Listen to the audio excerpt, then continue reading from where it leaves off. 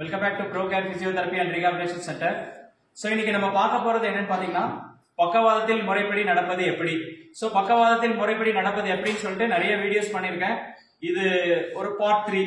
So இதுல வந்து என்ன அப்படின்னு பாத்தீங்கன்னா ஒவ்வொரு இண்டிவிஜுவல்ஸ்க்கும் நடக்கிறதுக்கு நிறைய டிஃபரன்ஸ் இருக்கும், அந்த மெக்கானிசம் மாறுபடும். ஸோ ஒரு ஸ்ட்ரோக் வந்துச்சுன்னா அவங்களுக்கு வேற என்ன அசசரி ப்ராப்ளம் இருக்கு அப்படிங்கிறத ஃபர்ஸ்ட் பார்க்கணும். பார்த்ததுக்கு அப்புறம் அந்த பிளானே டோட்டல் அந்த ப்ரோட்டோகாலே மாறிடும். எஸ்பெஷலி இவங்களுக்கு பாத்தீங்கன்னா ஏஜ் பாத்தீங்கன்னா ஒரு 75 இயர்ஸ் ஆகுது. ஸோ இவங்களுக்கு ரெண்டு பக்கமே ஸ்ட்ரோக் இருக்கு. ரெண்டு பக்கம் ஸ்ட்ரோக் இருக்கிறது வந்து ஒரு விஷயம். இதை தவிர இன்னொரு ப்ராப்ளம் இருக்கு. என்னன்னு பாத்தீங்கன்னா ரெண்டு பக்கமே அவங்க வந்து டிகேர், அதாவது டோட்டல் நீ ரீப்ளேஸ்மெண்ட் பண்ணிருக்காங்க, அதான் மூட்டு மாற்று அறுவை சிகிச்சை பண்ணிருக்காங்க. ஸோ இந்த மூட்டு மாற்று அறுவை சிகிச்சை பண்ணிருந்தாங்கன்னா நிறைய விஷயங்களை வந்து கவனிக்கணும். என்ன ரீசன் அப்படின்னு பாத்தீங்கன்னா நடக்கிற பேட்டர்ன் வந்து டோட்டலா டிஃபரெண்டா இருக்கு. இவங்களுக்கு நார்மலா ஒரு ஜாயிண்ட் இருக்கும்போது இருக்கிற ப்ராப்ரியோசெப்ஷனுக்கும் ஒரு ஆர்டிபிஷியலா ஒரு மூட்டை மாட்டி அவங்களுக்கு நடக்க வைக்கிறதுக்கும் நிறைய சேலஞ்சஸ் இருக்கும்.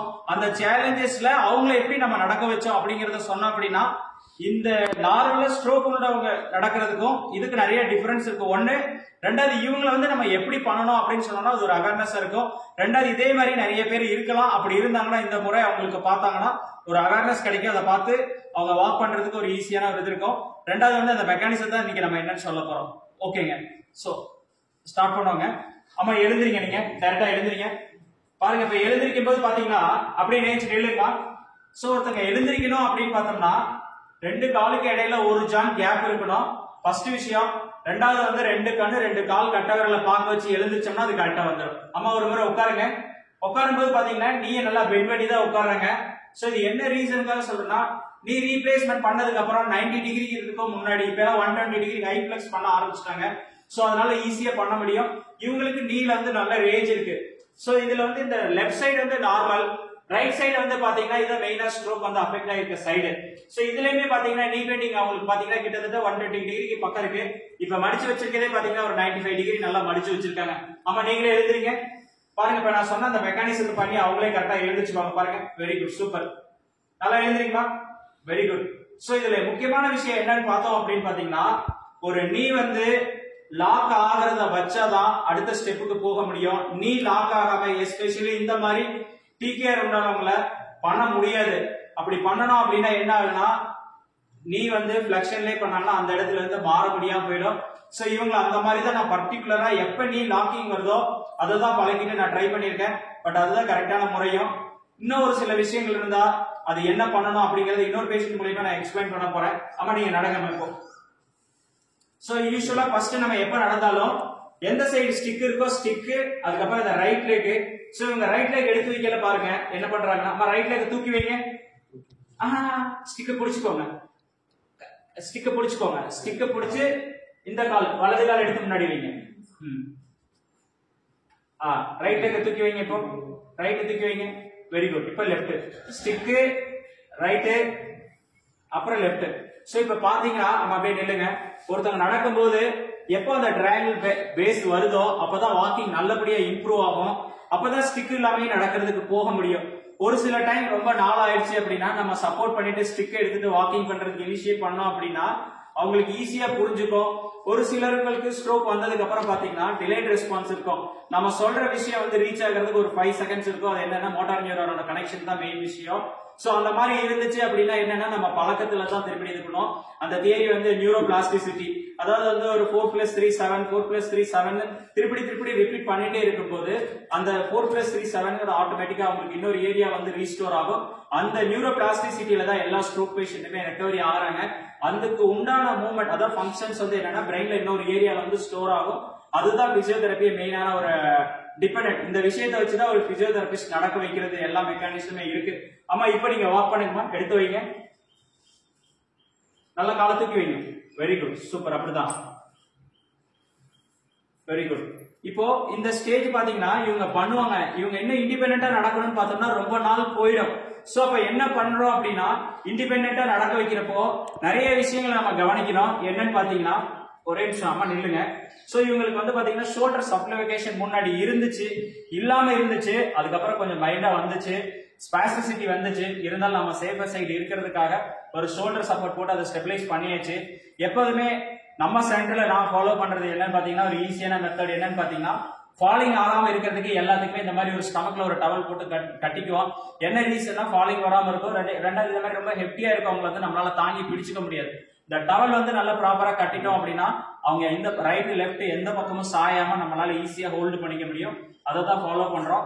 அதுக்கு அடுத்த விஷயம் வந்து என்னன்னு பாத்தீங்கன்னா, ஜென்ரலா வந்து ஒரு ஏஜ்டு பர்சன் வந்து எடுத்து வைக்கும் போது நிறைய ஃபாலிங் ரேஷியோ இருக்கும். அந்த மாதிரி இருந்துச்சு அப்படின்னா இந்த மாதிரி டவல் வந்து ரொம்ப சப்போர்ட் பண்ணும். இப்ப இந்த இவங்களை வந்து ஸ்டிக் இல்லாம எடுத்து வைக்கிறதுக்கு நம்ம இனிஷியேட் பண்றோம். இனிஷியேட் பண்றது எப்படின்னு பார்த்தோம் அப்படின்னா நிறைய வீடியோல சொல்லியிருக்கோம். பட் இவங்களுக்கு எப்படி நான் பண்ணிருக்கேன் அப்படிங்கிற மெக்கானிசத்தை நான் எக்ஸ்பிளைன் பண்ண போறேன். இப்ப சின்னதா ஒரு சப்போர்ட் பண்ணிட்டோம். ஆமா, அதை விட்டுடுங்க, வேண்டாம். இப்ப நீங்க இனிஷியேட் பண்ணுங்க. காலை தூக்கி வைங்க தனியா. நீங்க தான் பண்ணீங்க, அதனால பண்ணுங்க. காலை தூக்கி வைங்க, வெள்ள தூக்கி வைங்க. எஸ், தூக்குங்க. அது வேண்டாம். சரி, பிடிச்சுக்கோங்க, பரவாயில்ல. 2 ஸ்டெப் வந்ததுக்கு அப்புறம் கரெக்டா வந்துருவீங்க. வாங்க, தூக்குங்க, காலை தூக்குங்க. தூக்கி வைங்க. நல்லா ட்ரை பண்ணுங்க, நிறைய ட்ரை பண்ணுங்க. உங்களை வச்சுதான் நான் எல்லாத்துக்கும் சொல்ல போறேன். Very good. நீங்க மெல்ல ட்ரை பண்ணுங்க, பயப்படாதீங்க. அவ்வளவுதான். Very good. சூப்பர். சோ இப்ப பாத்தீங்கன்னா நீங்க பெண்ட் பண்றாங்க, காலை தூக்குறாங்க. விட்டுடுங்க, அம்மா விட்டுடுங்க. ஓகே. சோ இப்ப நிக்கிறாங்க. நிக்கிறப்ப பாத்தீங்கன்னா இந்த பேஸ் வந்து ரொம்ப நேரம் ஆயிடுச்சு. இந்த பேஸ வந்து கரெக்ட் பண்ணோம்னா ஆட்டோமேட்டிக்கா வந்துருவாங்க. அம்மா நான் இங்க பின்னாடி பிடிச்சிருக்கேன். ஃபர்ஸ்ட் உங்களோட இந்த காலை தூக்கி வைங்க, முன்னாடி ரைட் லெக் தூக்கி வைங்க. மெல்ல நகர்த்துங்க.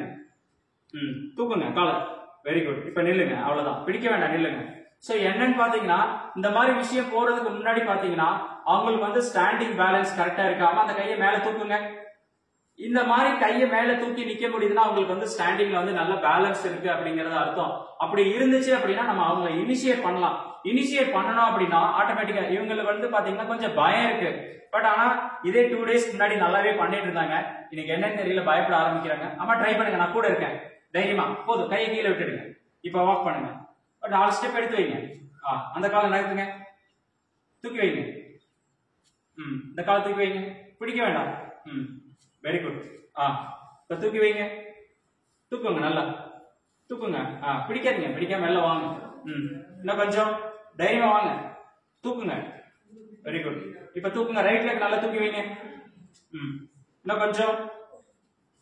காலை தூக்கி வைங்க, தூக்குங்க, தூக்குங்க. நீங்க பிடிக்கிறது 2 ஸ்டெப்புக்கு பிடிக்கலாம், அவ்வளவுதான். இனி பிடிக்க முடியாது. Very good. இப்ப காலை ரைட், இங்க பாருங்க, இந்த காலை நல்லா தூக்கி வைங்க, முன்னாடி தூக்கி வைங்க. பலமா தூக்குங்க. Very good, super. வாங்க, தூக்குங்க, மெல்ல மெல்ல தூக்குங்க. Very good, super. இப்ப தூக்குங்க. இப்ப வலது காலை தூக்குங்க. இந்த கால் இதான். காலை நல்லா தூக்கி வைங்க. போலாம், 4 ஸ்டெப், அவ்வளவுதான். உட்கார வச்சு, அவ்வளவுதான். வாங்க. Very good. இன்னும் கொஞ்சம். தூக்கி வைங்க, நல்லா பலமா காலை வீசுங்க. Very good. நல்லா தூக்கி வைங்க. கால் நல்லா தூக்கணும். Very good, super. அம்மா நில்லுங்க. சோ முன்னாடி அவங்க காலை தூக்குறதுக்கும் இப்ப அடுத்த 4 ஸ்டெப் ஆனதுக்கு அப்புறம் நகர்றதுக்கு நிறைய டிஃபரன்ஸ் இருக்கும். சோ இந்த மாதிரி கேட்டகரியில இருந்தாங்கன்னா கண்டிப்பா அவங்கள வந்து சப்போர்ட் இல்லாம இனிஷியேட் பண்ண ஆரம்பிக்கலாம். பட் இன்னைக்கு பயப்படுறாங்க. பரவாயில்ல, இன்னொரு 4 ஸ்டெப் பண்ணீங்கன்னா உங்களுக்கு உண்டான கான்பிடன்ட் 4 பேருக்கு ரொம்ப ஹாப்பியா இருக்கும். தூக்கி வைங்க, காலை தூக்கி வைங்க. அந்த ரைட்ல தூக்குங்க, நல்லா தூக்குங்க, நல்லா. Very good, super. இந்த காலை நல்லா தூக்கி வைக்கணும் நீங்க. Very good, super. அப்படிதான். இன்னும் கொஞ்சம் தூக்கி வைங்க பார்க்கலாம். இன்னும் கொஞ்சம். Very good, super. இப்ப கரெக்டா வருது பாருங்க. Well done. இதான் நான் சொல்லணும்னு நினைச்சேன். இப்ப பாருங்க, இந்த கான்பிடன்ட் வந்ததுக்கு அப்புறம் காலை தூக்கி லிஃப்ட் பண்றாங்க பாருங்க. தூக்குங்க, நல்லா நல்லா தூக்குங்க. Very good, super. இன்னும் ஒரு 4 ஸ்டெப், அவ்வளவுதான். தூக்கி வைங்க, தூக்கி வைங்க. இன்னும் கொஞ்சம். பிடிக்க வேண்டாம், பிடிக்க வேண்டாம். Very good. வாங்க, இன்னொரு ஸ்டெப் வாங்க. Very good. இன்னும் கொஞ்சம் தூக்கி வைங்க, நல்லா. Super, good. இன்னும் கொஞ்சம். Very good. இன்னும் கொஞ்சம். Very good. இன்னும் கொஞ்சம். Super, very good. இன்னும் கொஞ்சம். ஓகே, போதும். நேரம் இல்லைங்க, அப்படியே. சோ என்னன்னு பாத்தீங்க அப்படின்னா ஒரு பேஸ், ட்ரையாங்குலர் பேஸ் கிரியேட் ஆச்சு அப்படின்னா அவங்களால வாக்கிங் நல்லா பண்ண முடியும். இன்னொரு விஷயம் வந்து சப்போர்ட் இல்லாம எப்போ போகணும் அப்படின்னா, எப்போ ஒருத்தங்களால கையை நல்லா மேல தூக்கி ஸ்டாண்டிங் பேலன்ஸ்ல இருக்கோ அவங்கள வந்து வித்தவுட் சப்போர்ட்டுக்கு இனிஷியேட் பண்ணலாம். ஸ்டாண்டிங் பேலன்ஸ் ப்ராப்பரா வராம வித்தவுட் சப்போர்ட் இனிஷியேட் பண்ண முடியாது. ரெண்டாவது நீ லாக்கிங் வராமையும் இனிஷியேட் பண்ண முடியாது. இந்த ரெண்டு குவாட்ரிசெப்ஸ் பவர் நல்லா இருந்துச்சுன்னா கண்டிப்பா சப்போர்ட்டா இருந்தாலும் இனிஷியேட் பண்ணோம்னா அவங்களால வித்தவுட் சப்போர்ட் எந்த விதமான ஸ்டிக்கோ வாக்கரோட சப்போர்ட் இல்லாம நடக்க முடியும். இவங்க 2 கால் நீ ரீப்ளேஸ்மெண்ட் பண்ணியுமே நம்ம சொல்ற எல்லாமே டிலேட் ரெஸ்பான்ஸ் தான். அதுலயே இவங்க நடக்கிறாங்க அப்படின்னா கண்டிப்பா ஒரு ஷார்ட் பீரியட்ல வித்தவுட் சப்போர்ட் வந்துடலாம். நிறைய பேருக்கு அநேகமா இந்த அவேர்னஸ் ஆன வீடியோ யூஸ்ஃபுல்லா இருக்கும்னு நினைக்கிறேன். அடுத்த ஒரு வீடியோ இதே மாதிரி இன்னொரு வீடியோ பண்றோம் வாக்கிங்கை பத்தி தான். நெக்ஸ்ட் வீடியோ பார்ப்போம். தேங்க்ஸ் ஃபார் வாட்சிங். தேங்க்யூ.